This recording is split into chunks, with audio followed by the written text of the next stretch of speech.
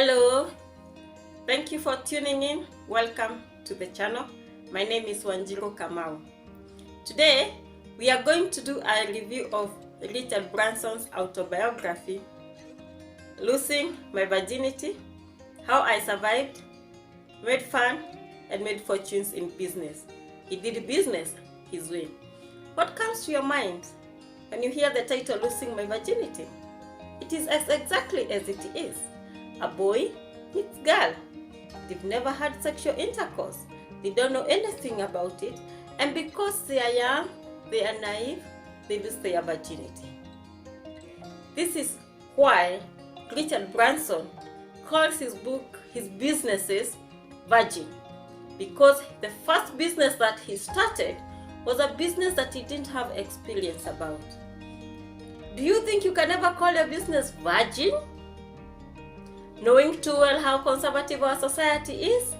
This is just an opener to tell you how Richard Branson lives his life, how he operates, how he views the world, and how his personality influences how he does his things.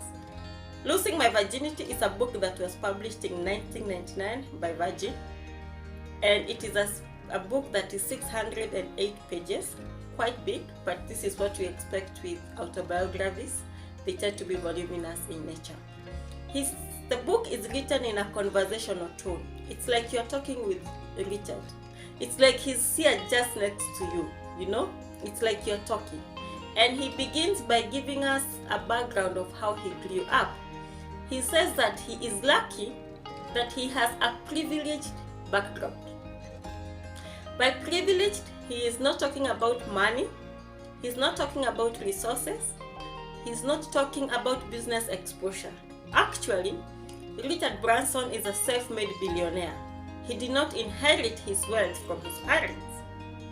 He says he had a privileged background because his parents taught him how to be competitive when he was quite small. His parents taught him how to be adventurous and how to try out risks when they were quite small. He starts off by giving a story of how his mother sent him to visit his relatives far away when he was only 11 years old. 11 years old. And he went with a bike. They did give him the directions. All he knew was the name of his auntie, and off he went.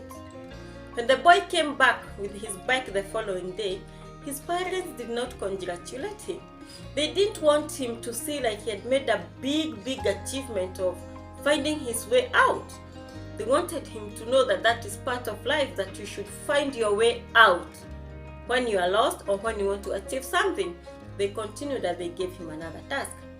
The other challenge he shows us is how his auntie came to visit together with her family, and there was a bet that was put that if Richard learned how to swim within 10 days, I think so. Yeah, 10 days, I remember well, he would win the award. He says, unfortunately, 10 days were quite few for him to learn how to swim, but he lost the money and he feels bad that he lost the money. And then he also tells us in those first chapter of how one day he was driving with his dad and they were at a bridge in a river, and he decided to get out of the car and to swim and to dive into the river.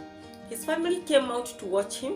They were just clapping for him. At some point he says he felt like he was drowning, but there was no one who was telling him that he was drowning. They were there watching at him, clapping, and at some point his mother held that 10 cents, just to show him that get out of it, money is waiting for you. So he gives that story, and when you are reading it, you get the idea to know why Richard Branson does the way he does them.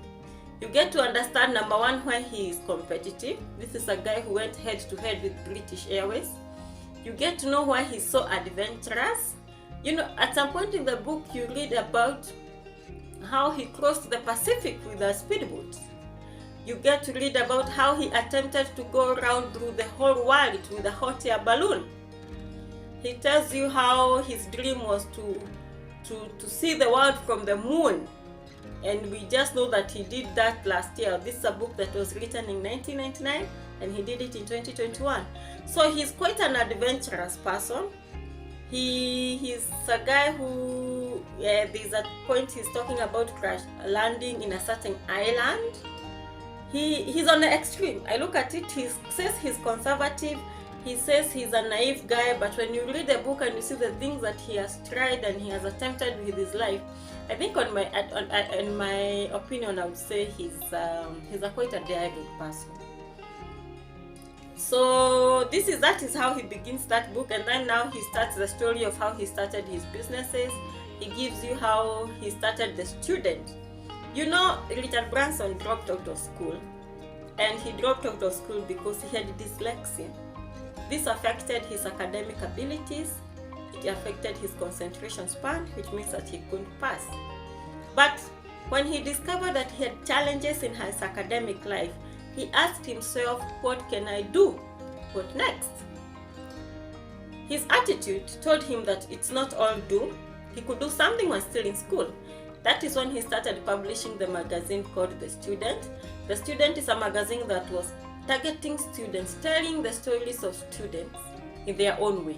The school had a magazine, but that magazine was like an information letter where the administration, the managers, and the lecturers were communicating to the students using the magazine. The Student was a magazine that was by students for students, focused on all matters entertainment, all matters music, all the good things that a campus student would like to hear. That is what Richard Branson did, and he started it with his friend.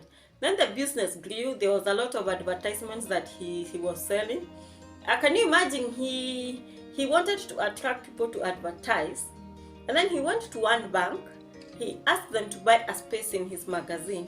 They refused, and then he told them that one of the leading stores had bought the space, and were like, wouldn't you want to be next to this one? And immediately they bought the space. Then he went to the other one and he told them, you see, this bank has bought our space. Would you like to be part of it? That is how marketing is done according to Richard Branson, and he won. And from that point, he started getting a lot of advertisements on his magazine, and that's how the magazine started making money. Then that's when the next thing he did was to open Virgin Mail. This is where people are getting records through the mail, but the business was affected when the post office strike was announced, because they were depending on the post office for the delivery of the records. And after that is when the music label was born. Then he went and apart from Virgin Music, he opened Virgin Mega Stores, which was a retail chain.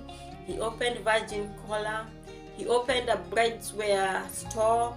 He opened a chain of gyms that were operating in Britain, America, and South Africa. He had so many businesses, and he even opened a hotel in Kenya. That makes me cool, I'm a Kenyan, yeah? So he opened a hotel at the Mara Conservancy. It's called Pahari Mzuri, a good place. When it is, that is a Swahili word. When you translate it, it means a good place. So in all these middle chapters, Richard is giving us the story of how he does his business. Now, one thing that you notice is that, as I mentioned, he does it in a conversational style. He doesn't give laws. He doesn't give rules of how you should do things. Actually, Richard Branson in one of the chapters says that the best business is the one that accommodates the natural you. And this is why he's talking about having fun in business. One of the things that Richard Branson did when he opened his businesses was to stop the culture of wearing suits. He doesn't like suits. He says he sees you in complete suit, he starts fearing you. And he was operating at a time where top executives, strategists, corporate, office people were showing up in suits. But Richard Branson told them, no, there are no suits in this office unless you are so happy to put them on, unless your best thinking brain is in suits. But stop wearing suits in this office. That is at Virgin Atlantic Airways. And people started showing up the natural you with the natural selves. And he says the best way to work with people is to encourage people to be their natural selves. So Richard is not saying that it is bad to wear suits. He says he has much respect for people who can put on a suit Monday to Friday. But what he says is that in business, do it your style. When you're having fun in business, is all about doing things your style, not doing things according to colonial ways or doing this because every other company does it this way. Do things your style. That is the word of Richard Branson. If suits do not go well with you, tell your office people to put away the suits. There are better ways to do it, yeah? If you don't like a particular style of doing things, just tell them to stop doing it. Let your business accommodate your personality. One thing you'll discover is that Richard confesses that he tends to be naive sometimes and to be quite conservative, and he has never feared showing up that side of his personality in business, but he continues to say that he hires his weakness. You'll notice in all these stories, there's no single business that Richard has ever started and he started alone. No. He has always one person by his side. For most of the businesses, it is Kevin, but then along the way, when he's opening his gym in South Africa, we discover that he's changing his partner, and you discover he's the one who finances most of the business.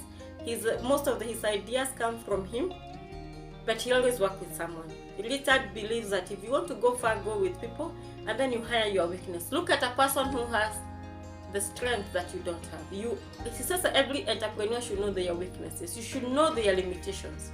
You should know this is a far that I can go, but I need someone else to push the next level. There's a chapter that he's saying that knowing your weaknesses and acknowledging your weaknesses is not failure. It's acknowledging that this is my limitations, but I would like someone else to go the next level.